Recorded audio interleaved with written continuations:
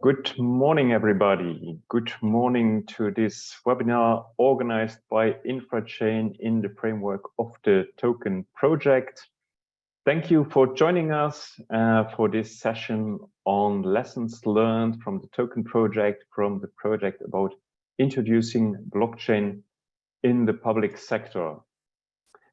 We have an interesting agenda for you today, so we will start with a few words by myself, firstly explaining a little bit about token. We will not go into details on that today.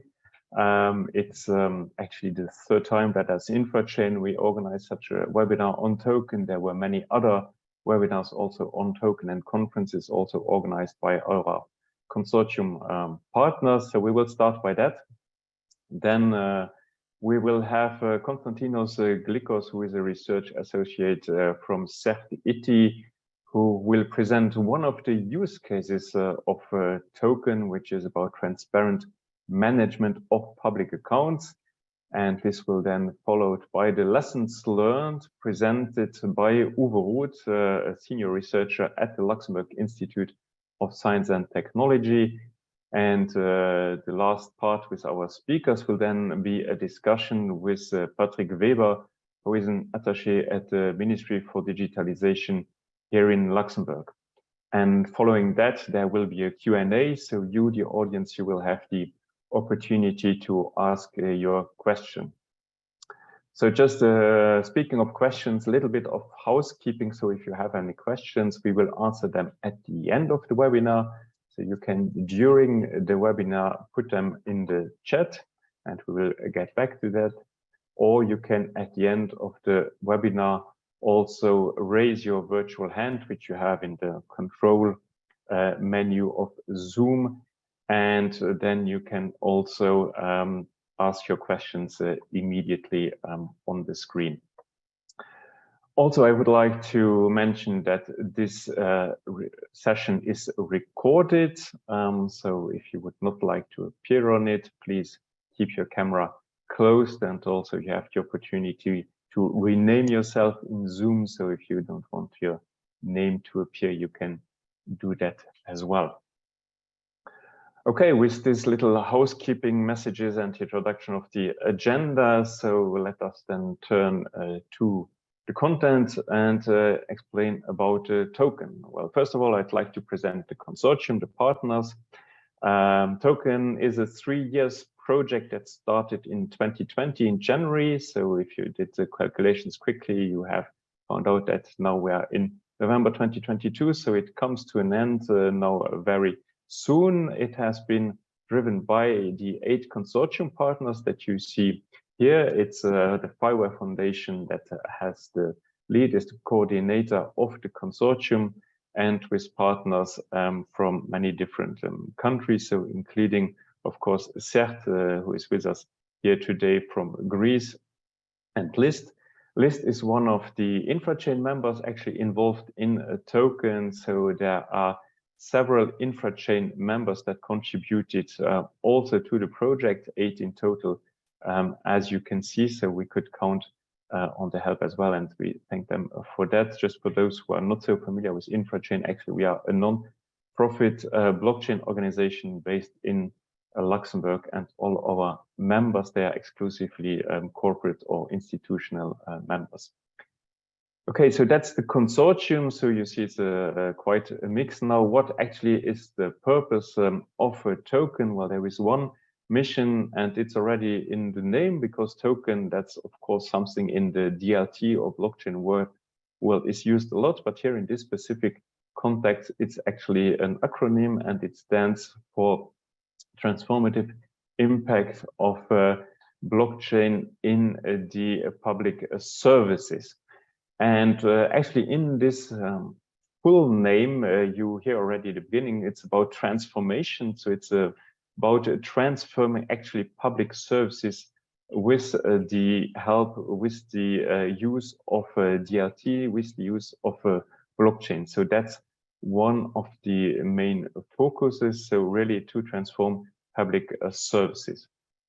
And the whole project is based on the philosophies of DLT, of blockchain. So it's about openness, transparency, participation, about collaboration. And in that sense, also the concrete outcomes. So it's a blockchain as a service solution that's been developed. It's based on open source. It's based on cloud, cost-effective, and very important also human-centric. So that's one of the important parts of token. It was not the main focus necessarily on the implementation of the technology, but also about adoption by the users. The project, you saw it in the first slide, it's a project which is supported by the EU's Horizon 2020 program, which in the meantime has a successor, which is Horizon Europe program. So it's a European research project. It's not commercial development also, it's really a research project. Now, within this project, there were not only some theoretical work that was done, but there were also some use cases that were developed, the pioneer use cases, and there are 4. So one of them we will discover. It's, of course, the one presented by Konstantinos. It's the one in Greece, which is about public procurement, is in collaboration with the Municipality of Katerini, which is located in Central Macedonia in Greece. Then the 3 other use cases, it's one about public funding distribution. So that's about grant distribution via competitive open calls by using blockchain. Then there is one use case in Belgium with the city, in the city of Leuven, which is about urban logistics, about actually how to better manage access to the city center, for instance, of Leuven. And the project partner there is the Flanders cluster of logistics. And then the 4th, which is developed in Spain, in the city of Santander, together with the University of Cantabria, that's about data valorization services. So that's in the context of smart city services. So that's my short presentation of token. I know it's very short, but I try to get to explain the essence of this. And now, without any further ado, then I would like to hand over to Konstantinos Glykos from the CERTH IT, which is the Center for Research and Technology Hellas, and more specifically the Informatics and Telematics Institute. I stop now the sharing of my screen, and with that, Konstantinos, the floor is yours, and you can start sharing. Thank you, Tom.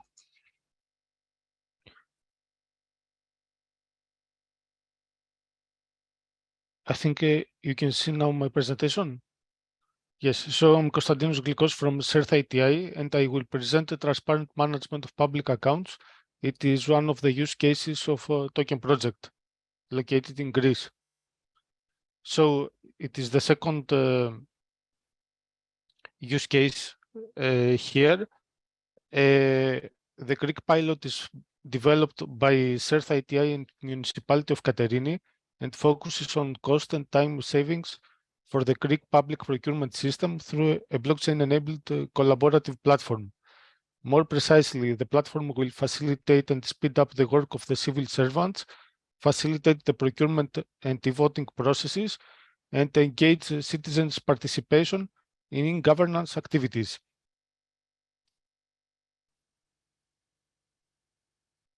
This pioneer use case will emphasize its efforts in the public procurement sub-use case in order to create a robust and interoperable digitalized procurement system. The system will be focused on providing efficiency, cost reduction, and legal compliance, as well as fraud and corruption elimination. Procurements, what is the problem? Procurements are being initiated, supervised, and handled by different units, and as such, there is a need for effective collaboration between departments to make a public procurement successful. Within this scenario, the distinct steps of a direct assignment procurement procedure will be mainly targeted so as to be part of a blockchain-powered methodology. It can be seen as a red tape procedure due to the many actors being involved in the multiple steps that are required as such, in many cases, it can be discouraging for procurers to get involved and face the uncertainty that undermines the whole procedure. And regarding e-voting scenario, as in many procurement procedures, it is binding by the Greek law to support the decision-making in respect to budget allocation, scope, etc., with citizen participatory procedures. As such, within the scope of this use case, an e-voting sub-use case will be implemented so as to enable citizens to vote for specific areas to spend the municipality's budget, for example, culture, infrastructure, education, well-being, and vote for citizen-suggested subjects, such as concrete proposals.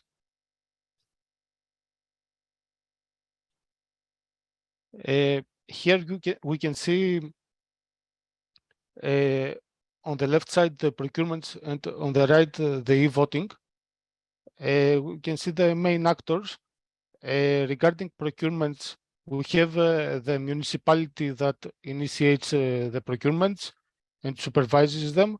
We have the professionals, the procurers that participate in them. And we have the policymakers as well, that they supervise the procedures. But it is important that it is depicted as well the role of blockchain, the smart contracts, and the role of SSI. I will explain both of them. But let's see the e-voting as well. The main actors are municipality and citizens and policymakers. Municipality initiates the polls. The citizens participate in them. They will be able to propose new polls as well. All this info is registered in blockchain. After the end of a poll, analytics are reported, so notifications go to policymakers in order to refine their policies. This is the logic of these use cases, but it is good to explain why we use smart contracts and SSI. SSI is self-sovereign identity. So regarding smart contracts, they are programs stored on a blockchain that run when predetermined conditions are met. They typically are used to automate the execution of an agreement so that all participants can be immediately certain of the outcome without any intermediaries' involvement or time loss. So smart contracts are developed and used in order to ensure security, reliability, and transparency. Regarding SSI, self-sovereign identity, I guess that many persons don't know what it is. Self-sovereign identity gives individuals or organizations the ability to control their identity information. SSI acknowledges that identity is about much more than logging in. Identity can be expanded to other uses by using verifiable attestations called credentials to prove things about yourself, such as that you are a university diploma owner or that you can participate in any voting process.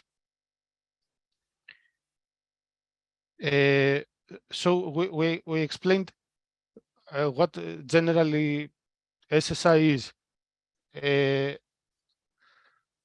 In token, CERTH has developed CERTH SSI. So we use in our use case CERTH SSI to implement the SSI solution. So let's see what token CERTH SSI does.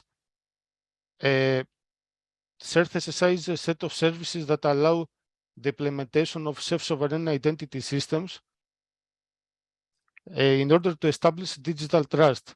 Thus, CERTH SSI allows entities to obtain and control a digital identity in order to be able to communicate and share certified data between each other in a trustworthy, standardized, and privacy-preserving way. Using these services, the entities are able to obtain secure wallets for controlling and managing their decentralized identifiers, DIDs, and verifiable credentials, and create and use private communication channels based on decentralized identifiers for information exchange, and issue, prove, verify, and revoke verifiable credentials.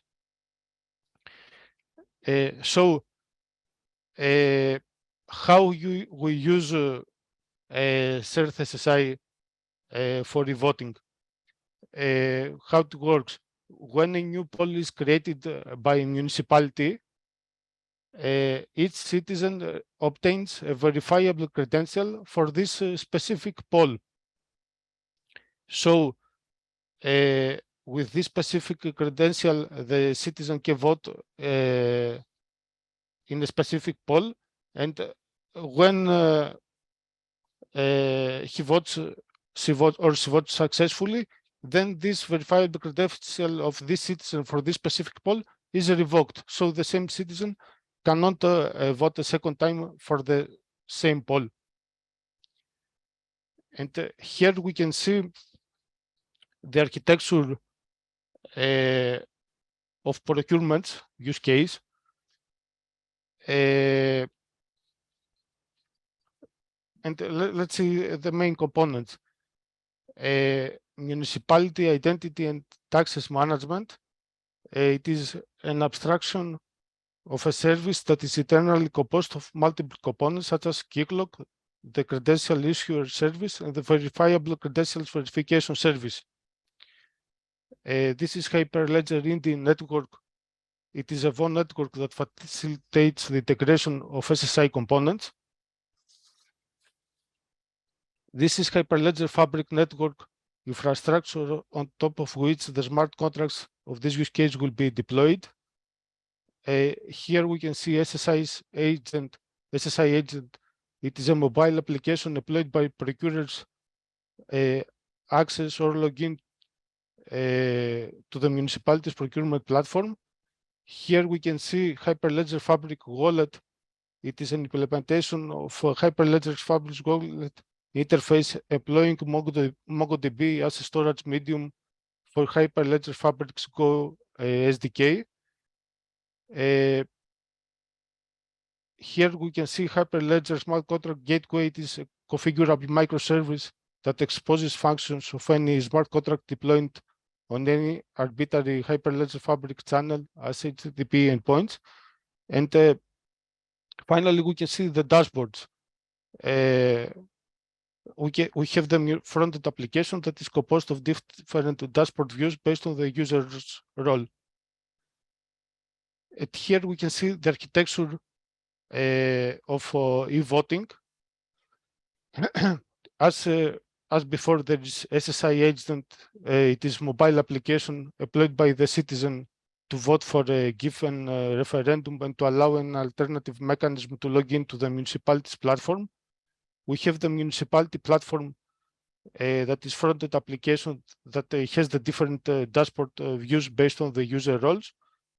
We have the municipality identity and access management explained before. It is an abstraction of a service that is internally composed of multiple components such as KeyClock, the credential issuer service, and the verifiable credentials verification service.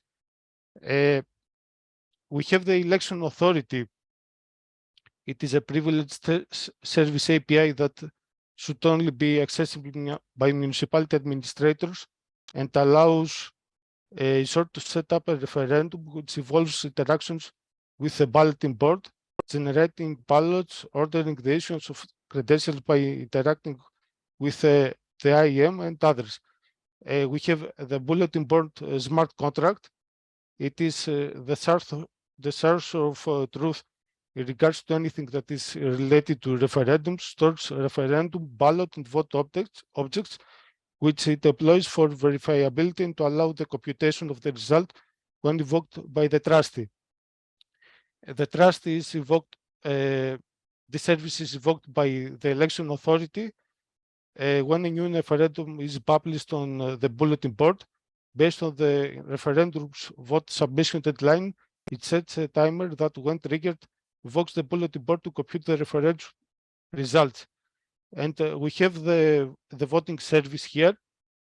It is an abstraction service API that converts the JWT produced by the VCVS, internal component of IM, to a cast voter request on the bulletin board. It is responsible for revoking the voting credential of the voter. And as before in the previous use case, we have the Hyperledger Fabric network, that infrastructure for hosting the smart contract, the bulletin board smart contract. We have the Hyperledger ED network. It is a vote network that facilitates the integration of SSI components. And now we can see some views of our dashboards. This is a view from the civil servants dashboard regarding the procurement process. Each civil servant can view and manage the procurements. Here we can see from the dashboards of procurer the page for procurements. As we said, we focus on direct assignment. It is important that something that increases transparency is that each procurer can be informed about any direct assignment procurements and request an invitation to the municipality in order to be able to participate. And now we go to e-voting. This is from a citizens dashboard, from the page of e-voting. For example, we have a poll with two possible answers. Let's say the citizen selects yes and clicks on submit button. Then the dashboard asks the citizen to scan this QR code in order to prove that the citizen is owner of a valid verifiable credential for this specific poll. So the citizen scans it with the mobile application, and if the citizen has a valid verifiable credential for this poll, the vote is registered successfully, and the citizen can view the results of a finished poll as well. And finally, the lessons learned. Training sessions are very important in order to increase the skills of the stakeholders. For example, some stakeholders, such as civil servants, may be resistant to changes or have a lack in motivation or in digital skills. So it is important to train them and to convince them that the changes are something positive and something that will facilitate their work. It is important to always take into account feedback in order to improve user experience in our new versions. We have to watch always for changes in legal framework, because, for example, the threshold that defines what a direct assignment is may change, so changes may be needed. And finally, citizens care very much about their GDPR issues. That was my presentation. And finally, to say, on token project page, if you are interested, you are able to ask for a demo for our use case and for the other use cases as well. Thank you very much. Thank you very much, Konstantinos. Indeed, thank you also for mentioning indeed the request for demos. That is possible indeed, very important. If anybody is interested to dig deeper into what has been presented here or into what into one of the other use cases which were briefly mentioned in the beginning, there is indeed this opportunity to have this direct demos. So thank you again, Konstantinos. In the meantime, we have two questions in the chat, one of which has already been answered by Adnan Nimeri. For those who don't know Adnan, Adnan is the technical lead of Infrachain. So thank you, Adnan, for answering that. And Kostas, if you want to have already a look at the second one, which we can then answer at the end, then that's one also for you. So now we turn to the next presentation. As said, it is by Dr. Uwe Roth, who is a senior researcher at the Luxembourg Institute of Science and Technology. And he will present us now some lessons learned from implementation of blockchain in the public sector, so from the token project. Uwe, I stop sharing now, so you can start sharing, and the floor is yours. Okay, sure. Great. Let's start that presentation.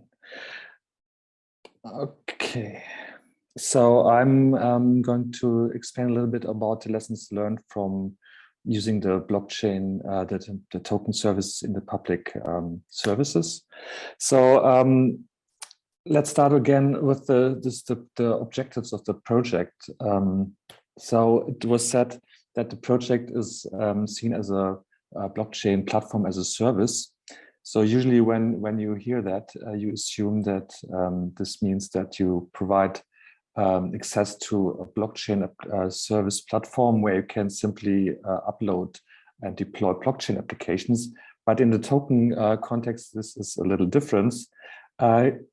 Here, token provides a set of relevant services that are relevant for users to build the applications, but which in the back end benefits from underlying blockchain technology. So any blockchain specific details are hidden from the users, so he doesn't have to care about them, which also means that the token services are blockchain agnostic, which means that the underlying blockchain implementation can be replaced by a different version of a blockchain, let's say Ethereum replaced by Hyperledger. And this should not have an impact on the usage of the service. So the user should do their service, do the implementation, and don't have to bother about which blockchain is used in the background.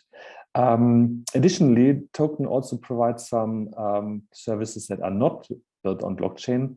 For example, by the use of the interplanetary file system, where you can store files in a, let's say, global file system. So which means also that from that perspective, there's a stronger focus on the primary use cases, which we call PUCs, that use the token services. So as already mentioned, we have 4 pioneer use cases, PUCs, and 1 token platform. And this gives you a little idea about the platform and the components that are provided by token. So there are more or less 4 different categories of services. The first one is notarization, which means that you can have a service where you can fix a certain document in space and time, let's say, by putting the digital fingerprint on that document on the blockchain. This is a stamping service.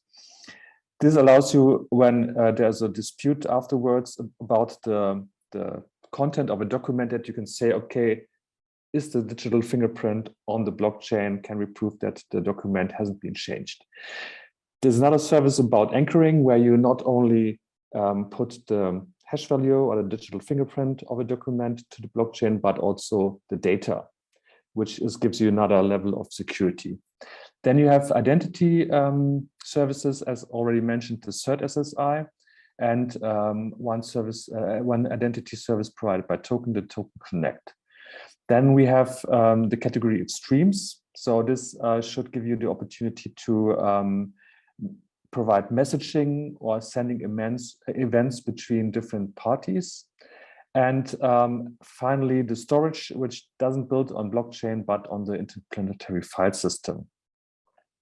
So how is this, has this been used in the pioneer use cases? So this figure gives you an overall picture of the summary of everything. So it's not specific for one use case only, but there are certain similarities in the build of the platforms. So I thought it was maybe easier to have this global overview than going through 4 different use cases. So common for all of the 4 use cases is that they have an initial access layer, which is more maybe a platform or a dashboard, or which acts as a proxy to the business use case, to the implementation of the business process. This layer usually uses an identity layer which manages the users, so to know which services a user is allowed to see, which data is, the user is allowed to access, so permission layer, group, policies, and all these kind of things. Then you have the business logic in the middle, which most of the time also use a database, sometimes use a context broker to manage the data, and which implements finally the business rules and processes. They sometimes use credential manager of the identity layer, so register of credentials of the users, and also wallets, which store relevant information from users. On the other side, there are also adapters to self-managed blockchains. There was one use case that used their own blockchain. They have a gateway to that. And there's this component from Canis. They provide their own notarization service, but this component is not specifically a service. It's more a software component where you can manage your own blockchain on a standardized way. So you see lots of token services have been used, but not all. This gives you an overview about which services have been used in the various POCs. And you see that there is some usage of the notarization services. Decentralized identity was mainly used by only one POC, messaging and streaming also only by one, and distributed storage by 2 of the POCs. But there you see there's some service like the token notarization identity service, Token Connect, which has not been used at all, and some of the storage services. So what can we say about token and the POCs? So first, it's a good idea to hide all the complexities of the blockchain and the interplanetary file system behind an API. So people don't have to care about that.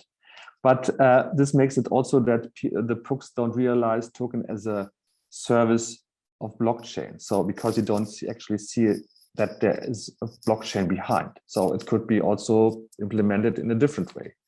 So this also gives you the feeling that token does not feel as a door to distributed services, because token itself is not a distributed service. It only uses its service, but it puts, let's say, a layer on front of that, but it's only one platform that uses a distributed service in the background. And having that said, if there's only one platform in front of the blockchain, currently there's currently no consortium that manages the blockchain in the back. So it's more or less one, and there's actually no need to distribute that amongst others. Other POC use blockchain beside the token services, which would require that if you implement stuff, you have to learn your own blockchain side, and the token side might be a little doubling of the things, and might be a little bit too much. So what are lessons learned from that? So let's take first a look on the governance of the results of the project. So what are the options that you have when we try to deploy the results of the token solution until the end of the project? For example, you could govern the token service as it is currently running. So for the POCs, someone had to provide a token service that must run, and we could think about why not make a business out of that and go into the future and provide a token service. On the other side, you could go for the code base. You could say, okay, I make a closed source project out of that, where I license all the token code base to interested people, or I do an open source project where I say, okay, I give it to the public with a certain license. On the other side, you could say, what's the governance of the PUC that make use of the token platform? For example, you could say, if the token platform is open source, you could take the source code base, run your own token service by yourself, and make the PUC a success. Or by using token service as a third-party service. So this would mean if there would be a token service running, managed by a certain company, then the PUCs could ask to use that service. So from that perspective, the token project built a governance model initially and tried to set up all the relevant organization structures that you have to do when you try to build up an organization that manages the token services as a business. In that case, more as an open source community business. So it provided key principles related to governance machine, and it used some additional ISO standards and some laws to support the development of the real, let's say, legality of such a governed institution. So about GDPR, about the NIS, and an ISO standard that goes into how to manage a blockchain in a legal way with a setup of a consortium that manages the blockchain. But having that said, currently the blockchain, the token service, when it was introduced, lacks currently a little bit of early adopters. So from that perspective, my feeling is that there is a tendency not to provide a token service in future as a consortium, but there's a more tendency to publish the code as open source. So there will be no community creation to continue the code evaluation. So there is no legal construct that supports the development of a community to continue the code. And this leaves also some questions about currently in discussion about which license model would be used if you publish the code as open source, and which elements can be published, because there might be some IP and some elements cannot be published. So, but on the other side, for the PUCs, it might be useful to use the code to self-manage the platform and to continue the success of their own PUCs. So lessons that I learned from the building of the governance model is that if you have that there's a lack of a business model, and without having a business model that tells you how you want to continue the token in the future as a business model, then the governance model is cannot only be made quite generic. So that it cannot be specific in detail. And the version of the governance model that we currently have is focusing more or less on blockchain communities that are, in our case, are not necessarily needed. And it also focuses on the managing of open source communities to manage the open source code, which likely will not happen.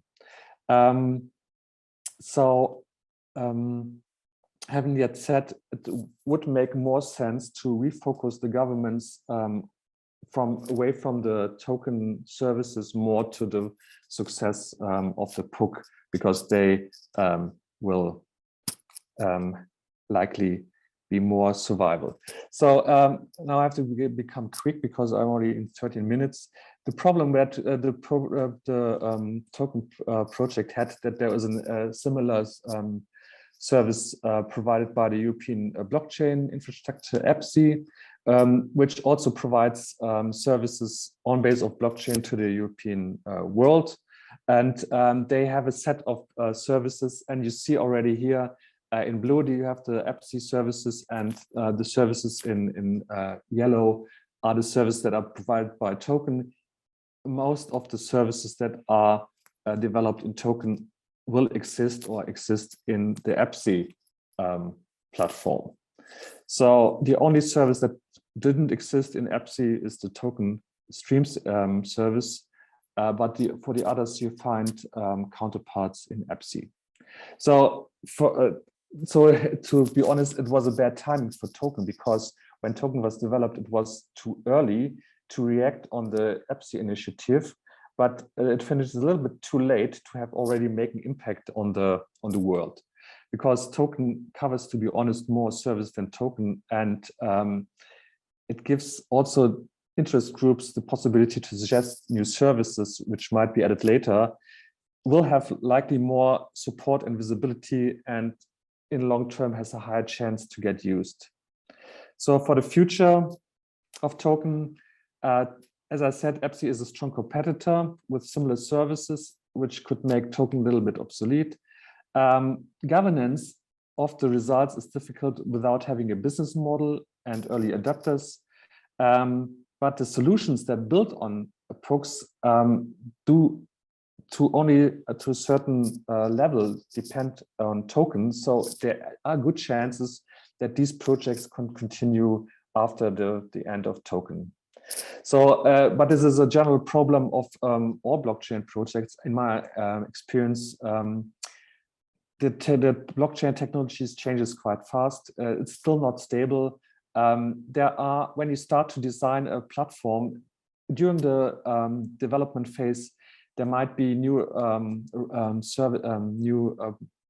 players on the horizons which make your work a little obsolete, or which add new features to existing solutions, which make also part of your design obsolete.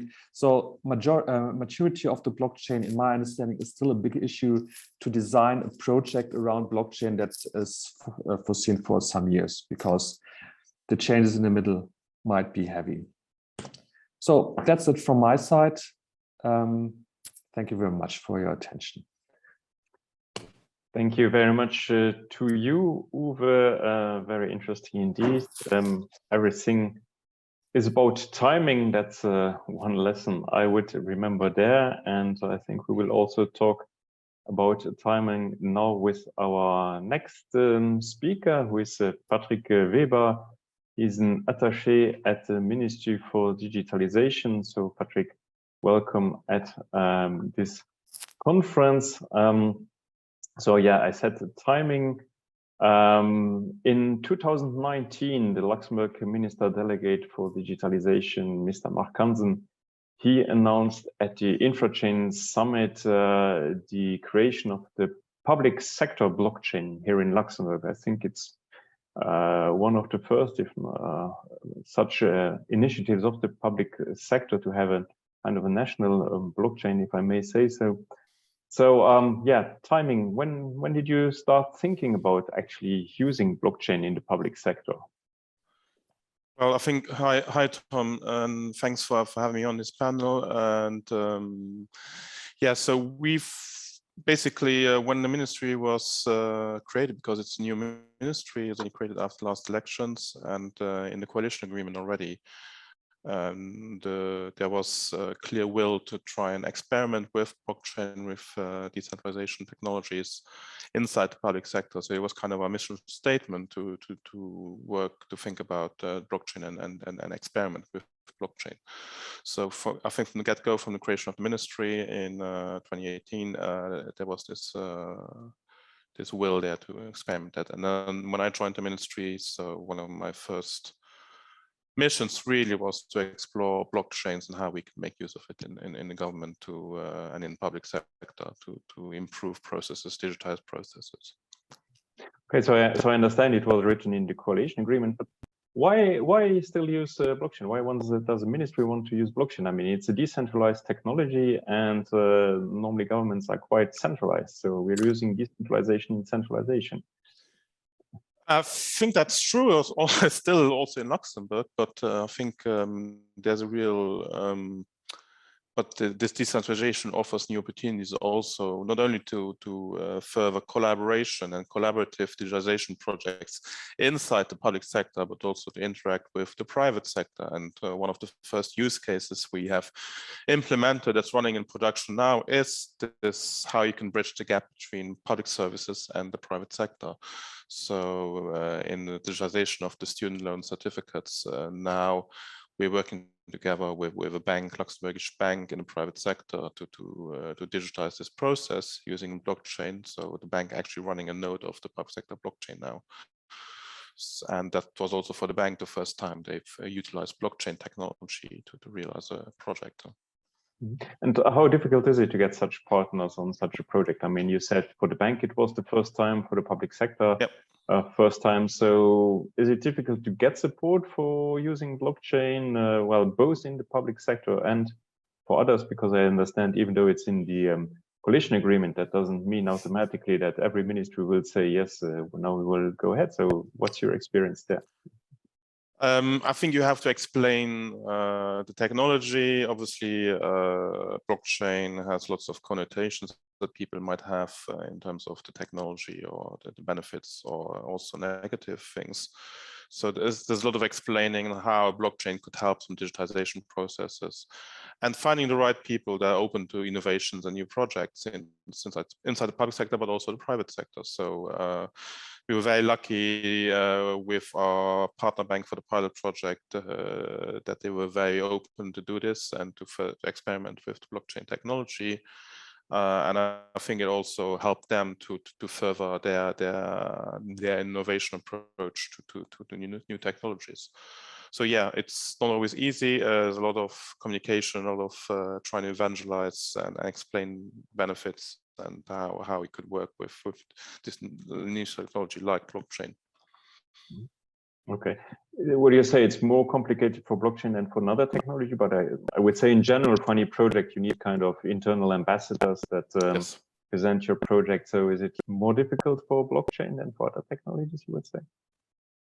Well, as long as you have the right people that really understand technologies and where to apply it and where not to, when it's other technologies might be more suitable, then you can convince people. So yeah, I haven't seen it being more difficult, let's put it that way, than if we try a more traditional approach.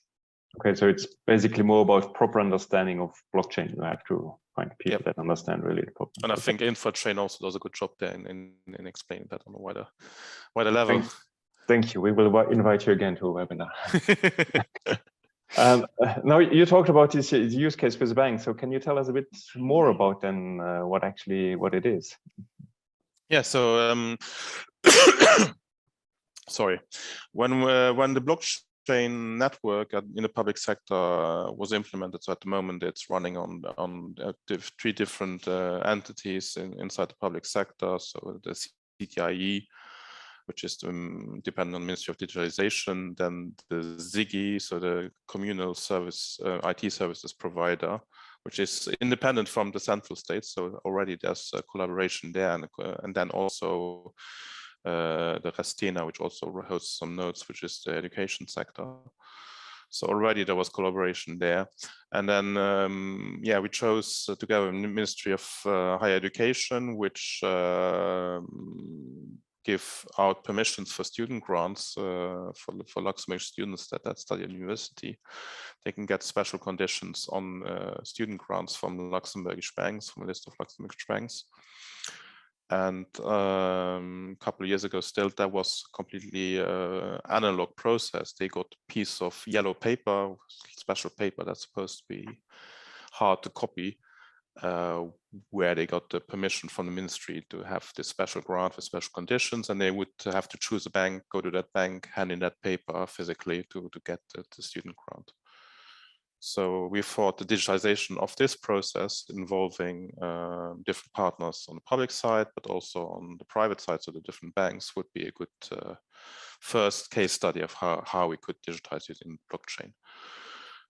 So we found a partner bank, CERTH, to digitize this process with, and in a collaborative approach, we developed a method using smart contracts to be able to issue a digital certificate allowing a specific student to get a student loan, sorry. And they would get it in a form of a QR code that linked to the smart contract on the blockchain that's deployed. And then they could show that QR code either physically at their bank or digitally through the web banking app, and CERTH has developed the functionality for that in their web banking app. to transmit it to the bank, this reference to the smart contract, and the bank can then interact with the smart contract if they run a blockchain node, and basically say, hey, we've taken this, we've given this student the account, the loan, obviously without revealing any personal information on the blockchain. So there's no personal information on the blockchain. It's purely information, enough information, there are hashes that allow in those smart contracts to allow the bank to redeem the student loan, and then for the ministry to be able to control which bank engage which student loan for which student. So as I understand, there is still some paper involved. There's a QR code. Any plans to No, use but the wallet? students can, yeah, students can at the moment get this QR code through email. I mean, the QR code is a great way nowadays. Everyone knows how to use a QR code. Everyone knows what it is, thanks to COVID, I would say. And so it was as a pragmatic way of delivering this information that all parties can use and understand. So it doesn't have to be on paper, that QR code. It can be also through an email. And as I said, the web banking app of the bank allows you to digitally interact with that QR code and to do a completely digital process. Okay. So you were saying that actually this public sector blockchain is developed by the ministry together also with ZIGI, which is the IT provider of the municipalities. So this is then some kind of decentralization also, one could say? Well, it's a collaborative project. I mean, it's decentralization or distribution in terms of this, a collaborative project. That's the governance is also between the ministry, the CTIE, and ZIGI on the governance of the blockchain. So it stays within the public sector, but it's decentralized in that way, also the governments, yes. Okay. So, I mean, student loans, I guess there's a lot of personal data involved. So tell us a bit with the public sector blockchain, does it enable then digitalization with keeping privacy? One of our really first principles is you don't put personal data on the blockchain. So you just don't do it, whatever the use case is. So we work with other means to link this off-chain personal data that's obviously managed according to all applicable laws and regulations, GDPR being the most prominent one, and find ways to link that back to the on-chain data. So which is never can never be linked by third parties. So. Okay. Are you already in a stage today where you can say, okay, we have some lessons learned? I guess after when did the first use case launch? 2 years ago? Yeah. Yeah. Okay. So do we have some lessons learned already, or can you tell about also maybe the main challenges, except from getting people on board, as I understand? I mean, I would say that we've developed now a couple of use cases. There's also internal use cases that don't interact with the private sector. And we have to be very prudent on which are the use cases where really blockchain and decentralization aspect of it can play an important role. Student loan use case is a good example because it involves many independent partners that want to work together. For example, so basically there's, I think, 8 banks in Luxembourg that have the agreement with the ministry to issue those student loans. So far, we've worked with one bank to put this live. And the other banks, they have now a certain amount of time until they have to adhere to the same process. So so they have some time and they have to make the decision if they want to deploy a blockchain node or if they want to find other means of collaboration. So the blockchain in that sense is a good way to interact with the public sector. But yeah, obviously a blockchain makes digitalization projects potentially more complex in terms of governance, but also in terms of technical challenges. So you have to weigh the before and against of using a blockchain carefully. And I think also at the European level, well, of course, obviously also with a.s.b.l, we are deeply involved with that. I think blockchain applications make a lot of sense when you have multiple member countries and countries in Europe involved, and it's a collaborative effort where you don't always need or want the Commission as a centralized actor to play a big role. So blockchain also at European level, I think, is a big enabler of digitalization that's interoperable between all member states. Is there a competition, you would say, also between a.s.b.l and the public sector blockchain in Luxembourg, like Uwe just said about a.s.b.l and token? I think the Luxembourg blockchain, by its nature at the moment, is limited to use cases that don't go beyond the borders of Luxembourg.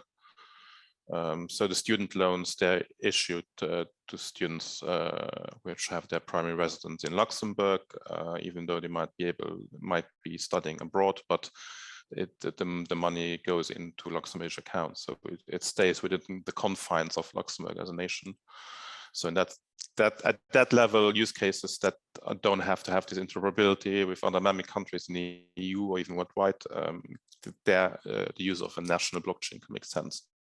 Obviously, when we talk about other use cases like student diplomas, where there's a strong possibility, always the fact that they have to be interoperable across nation borders, at least in the EU, have to find interoperable solution, then a European blockchain makes much more sense, and technically, but also in terms of governance and interoperability.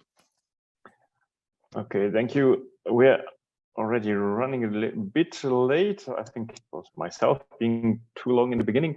Just one last question, then just tell us what's the next steps. How will the future of blockchain in the public sector in Luxembourg look like? I think that blockchain can play an important part in developing digital identity in Luxembourg on EU level, but also worldwide.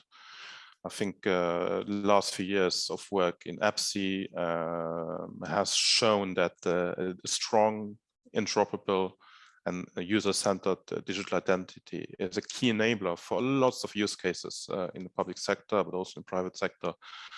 And so the concept of sovereign identity that have been implemented in a.s.b.l, how this will interact with IDAS, the new version of IDAS, and provision to provide each member country to provide digital wallet to their users, and what role blockchain will play in this will be one of the key things, developments over the next couple of years. And so we as a ministry are also already working on an e-wallet for Luxembourg. In the first instance, it will again be limited to Luxembourg use cases, but the ambition is clearly there, or even when IDAS will come, version 2 will be voted through, the obligation to provide a wallet that will be interoperable with the rest of the EU countries in terms of what can be put in there and what can be checked there. And as I said, the self-sovereign identity, so user-centered and user-managed credentials and how they can be verified, decentralized through blockchains, or centralized through classic public key infrastructures, will play a big role in that. Okay, thank you very much, Patrick. So that was all of my questions, but we have also a question in the chat. So let's turn now to the questions in general from the audience. There is one question which is for you from Lorenzo Piatti. In Luxembourg, does blockchain have a specific regulation committee? I'm not sure about dignity, but we don't have specific laws or regulations at the moment governing the use of the blockchain in the public sector. As I said, it's an experimental project where we experiment with blockchain in Luxembourg and try and realize a few use cases, but there's no specific regulations so far in the use of blockchains in the public sector in Luxembourg. Obviously, in the finance domain and crypto domain, there might be other regulations, but they don't really concern us because we're not going into those domains.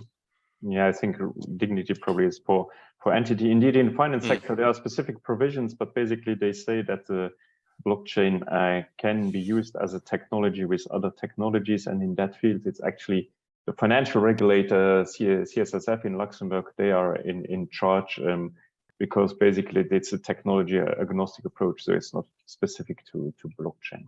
Yep. Okay. So let's turn to the first question that we received. That was from Dieter Emmer, and that was for Kostas. It's about anonymity. So how is anonymity of the voters preserved? Yes, thank you for the question. If a citizen has a verifiable credential valid for a specific poll, then the vote is registered. No info is registered that, for example, citizen Konstantinos has voted. And I would like to add as well that a citizen cannot prove to a civil servant that he has voted in a specific poll. Not only a citizen cannot prove that he has voted for choice yes, for example, cannot even prove that he has voted or not in a specific poll.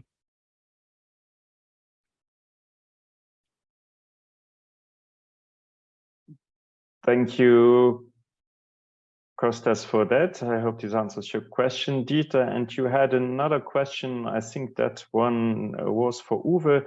Is there any limitations as to what kind of data information of public services can be stored in IPFS? To be honest, I'm not quite sure about that one. The service itself does not make any limitations about how it's been used.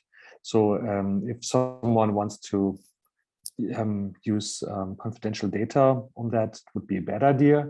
So it should be used encrypted or should not contain any personal data. Okay, thank you. I also hope this answers the question. If not, please feel free to come back in the chat.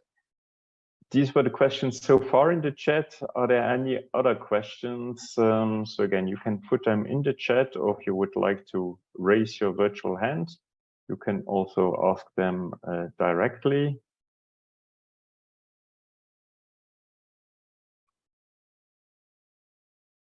Let's see if you were perfectly clear or if there were other questions. Meanwhile, while waiting for questions, Kostas mentioned it already in the beginning, so you can request also a demo of the books. I'm just putting that now in the chat. So there is a link actually where you can request online demo. So if you want to learn more, you can book indeed one-on-one sessions with the 4 Fuchs of token. Any other question from the audience? Well, it seems that you have all been very comprehensive. Question yes, question no. Well, it looks indeed like we have no further question. Then everything was asked. Then yes, let me thank you all the speakers, and let me also remind you the information about the token project. So for the demos, I put it already in the chat, except for that, there is also a token community where you have find the link here. So that's fundingbox.com/c/DLT for Gov. So please feel free to join that community as well. So there are also information about DLTs in public services, about token as well. And of course, I invite you to follow the token project on Twitter and on LinkedIn. Although we're coming to an end with the project, it's not yet fully closed, and there are still some very interesting news that will be shared. So please feel free to follow us, to follow the project on Twitter. With that, I have a last look. Now I wanted to have a last look at the chat, but now my window has disappeared. There's no other question. Yes, so with that then, I would like to thank a big thank to our 3 speakers for your presentation today. Thank you also to the audience for participating, for being with us today. And yeah, so this is the end of this webinar. I wish you all a very nice afternoon, and I hope to see you again at one of our webinars or at another webinar or conference organized by Token. So thank you and bye-bye.